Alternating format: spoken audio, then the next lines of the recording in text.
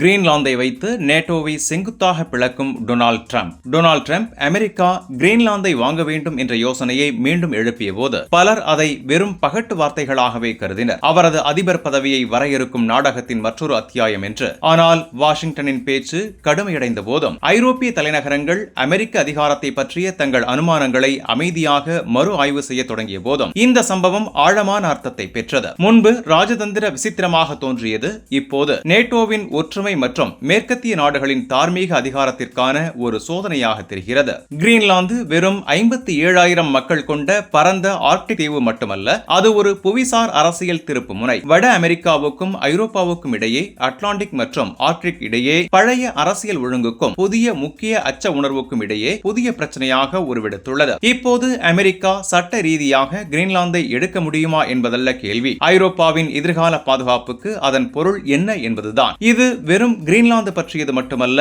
என்று பிரிட்டனின் முன்னணி உலக பாதுகாப்பு நிபுணரும் பிராட்போர்ட் பல்கலைக்கழகத்தின் அமைதி ஆய்வுகள் பேராசிரியருமான பால் ராஜர்ஸ் கூறுகிறார். இது மற்ற நாடுகள் இப்போது அமெரிக்காவை எப்படி பார்க்கின்றன என்பது பற்றியது. நேரடி நட்பு நாடாக அல்ல, மாறாக அதிகரித்து வரும் கணிக்க முடியாத சக்தியாக. ட்ரம்பின் கிரீன்லாந்து ஆவேசம் அமெரிக்க அதிகாரத்தின் உத்தியோக ரீதியான மாற்றத்தையும் ஆழமான கட்டமைப்பு அச்சத்தையும் பிரதிபலிக்கிறது. நாம் மிக ஆரம்ப கட்டத்தில் இருக்கிறோம். விஷயங்கள் நாளுக்கு நாள் மாறிக்கொண்டிருக்கின்றன என்று அவர் கூறுகிறார். ட்ரம்ப் தானே மிகவும் கணிக்க முடியாதவர், ஆனால் அவருக்கு மாற்ற முடியாத சுயநம்பிக்கை உள்ளது. அந்த கணிக்க முடியாத தன்மை இப்போது ஐரோப்பிய அரசுகளை வாஷிங்டனுடனான உறவை மறுபரிசீலனை செய்ய வைக்கிறது. மோசமான சூழ்நிலைகளை அடிப்படையாக கொண்டு அமெரிக்கா எப்போதும் ஐரோப்பிய பாதுகாப்பின் நல்லெண்ணமுள்ள உத்தரவாதியாக செயல்படும் என்ற அனுமானம் இனி பொருந்தாது. ஐரோப்பிய வெளியுறவு அமைச்சகங்களில் ராஜர்ஸ் கூறுகையில், ஒரு மறுமதிப்பீடு நடைபெற்று வருகிறது. அதிகாரிகள் இப்போது நடக்கும் நிகழ்வுகள் அடுத்த 5 அல்லது 6 ஆண்டுகளுக்கு அமெரிக்க வெளியுறவு கொள்கையை வடிவமைக்கலாம் என்று கருத வேண்டியுள்ளது. கிரீன்லாந்து சம்பவம் அந்த செயல்முறையை துரிதப்படுத்தியுள்ளது. நேட்டோ உறுப்பினரான டென்மார்க் தனது சொந்த சட்ட ரீதியான மற்றும் அரசியல் பிரதேசத்தின் மீது கூட்டணியின் ஆதிக்க சக்தியிடமிருந்து அழுத்தத்தை எதிர்கொண்டது. பல ஐரோப்பிய அதிகாரிகளுக்கு இது அதிர்ச்சியாக இல்லை, அதன் புதுமை காரணமாக அல்ல, மாறாக அதன் பழக்கமான தன்மை காரணமாக. ஆனால் நீங்கள் 1956ஆம் ஆண்டு சூயஸ் நெருக்கடிக்கு திரும்பிச் செல்ல வேண்டும் என்று ராஜர்ஸ் கூறுகிறார். அப்போது அமெரிக்கா அடிப்படையில் பிரான்ஸ் பிரிட்டிஷ் முயற்சிக்கு முற்றுப்புள்ளி வைத்தது. இம்முறை ஆச்சரியமானது என்னவென்றால் அது எவ்வளவு காலனித்துவ உணர்வை தருகிறது. பழைய காலனித்துவ காலத்தில் பெரும் சக்திகளின் நடத்தையை இது எதிரொலிக்கிறது. நேட்டோவின் உள் முரண்பாடு முன்னாள் நேட்டோ துணை உதவி பொதுச் செயலாளரான ஜேமி ஷியாவுக்கு ஆபத்து விளைவில் மட்டுமல்ல, முன்னுதாரணத்திலும் உள்ளது. நேட்டோ வெளி அச்சுறுத்தல்களை தடுப்பதற்காக வடிவமைக்கப்பட்டது, உள்ளிருந்து பிரதேச அழுத்தத்தை நிர்வகிப்பதற்கு அல்ல என்று அவர் வலியுறுத்துகிறார். ட்ரம்ப் கிரீன்லாந்தை கைப்பற்றினால் அல்லது அதை 51வது மாநிலமாக அறிவித்தால் அது சர்வதேச சட்டத்தையும் டென்மார்க் இறையாண்மையையும் மீறும் என்று ஷியா கூறுகிறார். அத்தகைய நடவடிக்கை அமெரிக்காவுக்கும் அதன் ஐரோப்பிய நட்பு நாடுகளுக்கும் இடையே உண்மையான மற்றும் நிரந்தர பிளவை ஏற்படுத்தும் என்றும் அவர் எச்சரிக்கிறார். ஐரோப்பாவின் முன்னுரிமை அந்த மோசமான சூழ்நிலையை தடுப்பதாக இருக்க வேண்டும் என்று ஷியா நம்புகிறார்.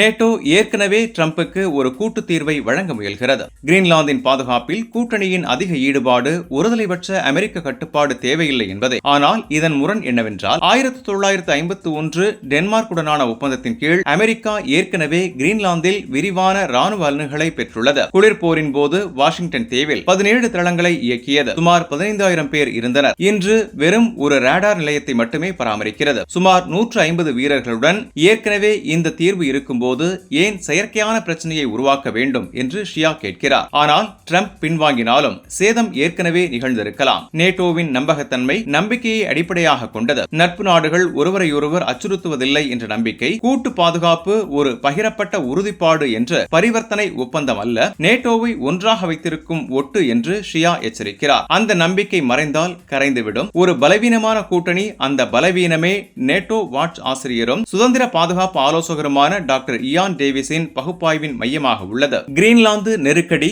ட்ரம்புக்கு முன்பே இருந்த பிளவுகளை வெளிப்படுத்தி உள்ளது. ஆனால் அவரது அதிபர் பதவி அதை உடைக்கும் நிலைக்கு தள்ளி உள்ளது என்று அவர் வாதிடுகிறார். மிகப்பெரிய மற்றும் முடிவுக்கு வரக்கூடிய பிளவு ட்ரம்ப் காரணிதான் என்று டேவிஸ் கூறுகிறார். அமெரிக்க பாதுகாப்பு உத்தரவாதங்களின் நம்பகத்தன்மை இப்போது வெளிப்படையாக கேள்விக்குள்ளாகியுள்ளது. மற்ற பிரிவுகள் பிரச்சனையை மேலும் சிக்கலாக்குகின்றன. சீனாவை நோக்கிய வாஷிங்டனின் மூலோபாய மாற்றம், ஐரோப்பாவின் உடனடி கவனம் ரஷ்யா மற்றும் உக்ரைன் மீது உள்ளதுடன் ஒத்துப்போகவில்லை. பாதுகாப்பு செலவு தகராறுகள் தொடர்கின்றன. பல நேட்டோ உறுப்பினர்கள் புதிய இலக்குகளை அடைய முடியாது என்று தனியாக ஒப்புக்கொள்கின்றனர். பிராந்திய முன்னுரிமைகள் வேறுபடுகின்றன. நேட்டோவின் அரசியல் அரசியல் ஒற்றுமை இதுவரை இல்லாத அளவு பலவீனமாக உள்ளது என்று டேவிஸ் கூறுகிறார். உள் அரசியல் மாற்றங்கள் மற்றும் வெளி சவால்களால் அது அழுத்தத்திற்கு உள்ளாகியுள்ளது. சமீபத்தில் கிரீன்லாந்துக்கு ஐரோப்பிய படைகளின் வருகை உண்மையான ராணுவ வலுப்படுத்தல் என்று தவறாக புரிந்து கொள்ளக்கூடாது. அவை அரசியல் செய்கைகள், வேறொன்றுமில்லை என்று அவர் கூறுகிறார். உள்ளக நேட்டோ ராணுவ மோதல் வாய்ப்பே இல்லை. ஐரோப்பாவிடம் உள்ள உண்மையான அழுத்த கருவி பொருளாதார மற்றும் அரசியல் ராணுவம் அல்ல. சட்ட மற்றும் வலுக்கட்டாயத்தின் வரம்புகள் சட்ட ரீதியாக அமெரிக்கா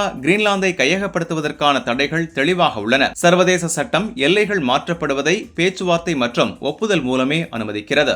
டென்மார்க் எந்த விற்பனையையும் வெளிப்படையாக நிராகரித்துள்ளது. கிரீன்லாந்து மக்களே விரிவான சுய ஆட்சி உள்ளவர்கள். தாங்கள் அமெரிக்கர்களாக மாற விரும்பவில்லை என்று திரும்ப திரும்ப தெரிவித்துள்ளனர். மக்கள் தொகையில் 85% எதிர்ப்பு தெரிவிக்கின்றனர் என்று ஷியா கூறுகிறார். ஒரு இறையாண்மை கொண்ட பிரதேசத்தை தன்னை விற்க கட்டாயப்படுத்த முடியாது, ஆனால் சட்டம் மட்டும் போதாது என்று ராஜர்ஸ் எச்சரிக்கிறார். அமெரிக்கா இப்படி நடந்து கொள்ள முடியும் என்றால் அது மற்றவர்களுக்கு அலட்சியமாக செயல்படுவதற்கு அடித்தளம் அமைக்கிறது. இதன் தாக்கங்கள் ஆர்க்டிக்கிற்கு அப்பால் நீண்டுள்ளன. உக்ரைனில் ரஷ்ய ஆக்கிரமிப்பு அல்லது தைவானில் சீனா ஆசைகளை மேற்கு நாடுகள் விமர்சிப்பது, வாஷிங்டன் பிரதேச கையகப்படுத்தலை வெளிப்படையாக ஆராய்ந்தால் வெறும் வெற்று வார்த்தைகளாக இருக்கும் என்று ராஜர்ஸ் வாதிடுகிறார். இது மேற்கத்திய நாடுகளின் தார்மீக அதிகாரத்தை பலவீனப்படுத்துகிறது என்று அவர் கூறுகிறார். இது சர்வதேச அமைப்பை வலுக்கட்டாயத்திற்கு அதிக அனுமதி அளிக்கிறது. காலநிலை மாற்றம் மற்றும் ராணுவமயமாக்கல் ஆர்க்டிக்கின் வளர்ந்து வரும் மூலோபாய முக்கியத்துவம் காலநிலை மாற்றத்துடன் பிரிக்க முடியாதது. பனி உருகுவது புதிய கப்பல் பாதைகளையும் வளங்களுக்கான அணுகலையும் திறக்கிறது. பெரும் சக்திகளிடையே போட்டியை தீவிரப்படுத்துகிறது. ஆனால்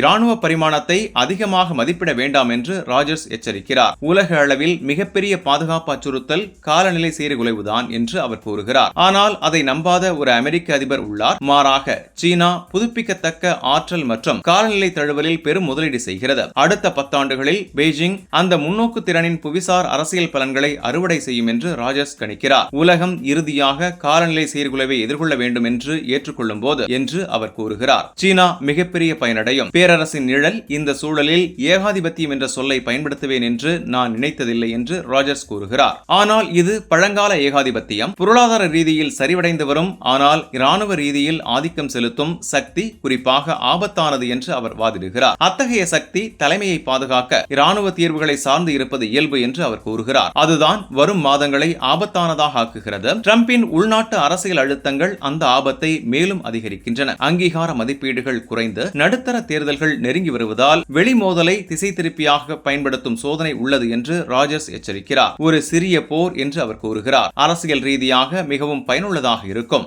ஐரோப்பாவின் இருமை நிலை ஐரோப்பா பலவீனமாக இருக்கக்கூடாது என்று ஷியா கூறுகிறார். அது ஒன்றுபட்டு வலுவாக இருக்க வேண்டும். நேட்டோ தீர்வு அமெரிக்காவுக்கு சிறந்த மதிப்பு என்று காட்ட வேண்டும். டேவிஸ் குறைவான நம்பிக்கையுடன் உள்ளார். தனது பாதுகாப்பு மற்றும் மதிப்புகளை பாதுகாக்க என்று அவர் கூறுகிறார். ஐரோப்பா நேட்டோ பிந்தைய சூழ்நிலைக்கு அல்லது அமெரிக்கா மிக குறைந்த பங்கு வகிக்கும் நேட்டோவுக்கு தயாராக வேகமாக செயல்பட வேண்டும். இந்த விருப்பங்கள் அரிதாகவே தீவிரமாக எடுத்துக் கொள்ளப்படுகின்றன என்று அவர் கூறுகிறார். ஏனெனில் நாம் இன்னும் பாதுகாப்பு என்றால் என்ன என்பது பற்றிய பழைய கருத்துக்களை பிடித்துக் கொண்டிருக்கிறோம். தற்போது கிரீன்லாந்து டென்மார்க்குடையதாகவே உள்ளது. டிரம்பின் பேச்சு செயலுக்கு மாறவில்லை. ஆனால் இந்த சம்பவம் ஏற்கனவே ஆழமான ஒன்றை சாதித்துள்ளது. மாறிவரும் அதிகார காலத்தில் கூட்டணி அரசியல் பற்றிய ஆறுதல் தரும் பிரமைகளை அகற்றியுள்ளது. நேட்டோ எப்படி தழுவும், பிளவுபடும் அல்லது மறைந்து போகும் என்பது வாஷிங்டனின் அடுத்த நகர்வை மட்டுமல்ல, சார்புத்தன்மை, இறையாண்மை மற்றும் பாதுகாப்பு பற்றிய அசௌகரியமான உண்மைகளை எதிர்கொள்ள ஐரோப்பாவின் விருப்பத்தையும் சார்ந்துள்ளது. ராஜர்ஸ் கூறுவது போல நாம் ஒரு புதிய ஆட்டத்தில் இருக்கிறோம். இது எவ்வளவு தூரம் செல்லும் என்பது இன்னும் தெரியவில்லை. தெளிவானது என்னவென்றால் கிரீன்லாந்து இனி வரைபடத்தின் விளிம்பில் உள்ள ஒரு புறநிலை இடமல்ல. அது ஒரு கண்ணாடி. பேரரசு இனி சிந்திக்க முடியாதது அல்ல. கூட்டணிகள் உறுதியானவை அல்ல. அதிகாரத்தை ஆளும் விதிகள் இப்போது பேச்சுவார்த்தைக்கு உட்பட்டவை என்று பிரதிபலிக்கும் உலகத்தை நாம் காண்போம்.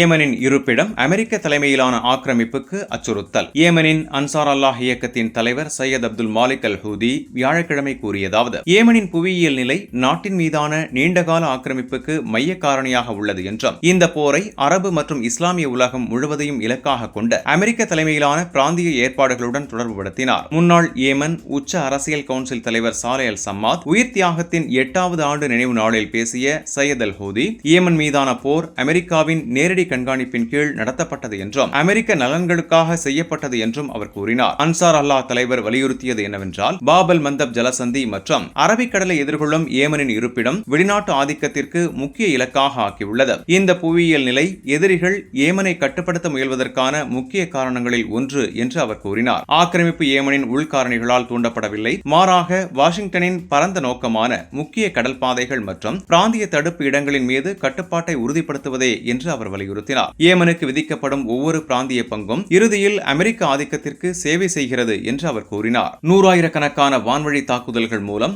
சிவில் உள்கட்டமைப்பு மற்றும் வாழ்வின் அனைத்து அம்சங்களையும் இலக்காக கொண்டு தாக்குதல் நடத்தப்பட்டது. எங்கள் மக்களின் உறுதியான எதிர்ப்பு இல்லாவிட்டால் ஏமன் இப்போது ஆக்கிரமிக்கப்பட்ட நாடுகளில் ஒன்றாக இருந்திருக்கும் என்று அவர் கூறினார். ராணுவ தாக்குதலுடன் தொடர்ச்சியான பொருளாதார ஆக்கிரமிப்பும் இருப்பதாகவும் சில நாடுகள் வணிக மற்றும் மனிதாபிமான கப்பல்களின் வருகையை வேண்டுமென்றே தாமதப்படுத்தி ஏமன் மக்களுக்கு மேலும் பொருளாதார அழுத்தத்தை ஏற்படுத்துவதாக குற்றம் சாட்டினார். ரியாத் ஏமனின் அரசியல் முடிவெடுப்பதை கட்டுப்படுத்தவும் கிழக்கு மாகாணங்களில் அதன் வளங்களை பிரித்தெடுக்கவும் முயல்வதாக அவர் உறுதிப்படுத்தினார். பிரிட்டனின் ஆழமான மற்றும் தொடர்ச்சியான பங்கையும் அவர் சுட்டிக்காட்டினார். வாஷிங்டன் இராணுவ, அரசியல் மற்றும் இராஜதந்திர பாதைகளில் பிரிட்டிஷ் ஈடுபாட்டை பெரிதும் சார்ந்துள்ளது என்று குறிப்பிட்டார். அமெரிக்கா முழு பிராந்தியத்தையும் ஜியோனிஸ்ட் திட்டத்தின் பகுதியாக இலக்காக கொண்டுள்ளது. நேரடியாகவும் கூட்டாளி ஆட்சிகள் மற்றும் தீவிரவாத ஆயுத குழுக்கள் மூலமும் சில அரபு மற்றும் இஸ்லாமிய அரசுகள் வாஷிங்டனுக்கு கீழ்ப்படிதலின் நிலையில் சேவை செய்வதாகவும் அமெரிக்கா அவற்றை பயனுள்ளதாக இருக்கும் வரை சுரண்டுவதாகவும் அவர் கூறினார். அவற்றின் பங்கு முடிந்ததும்